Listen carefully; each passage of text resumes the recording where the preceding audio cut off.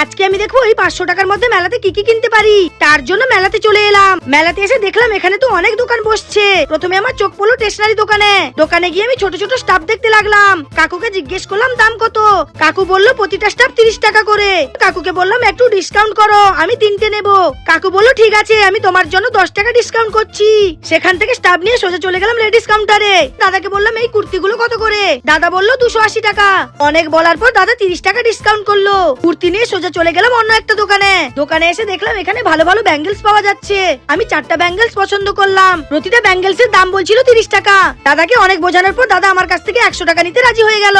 অনেক ঘোরাঘুরি করার ফলে আমার খুব খিদে পেয়ে গেছিল, তাই 40 টাকা দিয়ে 1 প্লেট মোমো কিনে খেয়ে নিলাম। বাকি 30 টাকা দিয়ে কি কিনবো ভাবতে ভাবতে দেখতে পেলাম একটা স্টলে লেখা আছে 30 টাকার হরেক মাল। ওই দোকানে গিয়ে একটা আলু স্ম্যাশ করার যন্ত্র নিয়ে নিলাম। আমার তো 500 টাকার শপিং কমপ্লিট। এবার তোমরা কমেন্টে জানাও তোমরা মেলাতে গেলে 500 টাকা দিয়ে কি কি জিনিস কিনতে পারতে।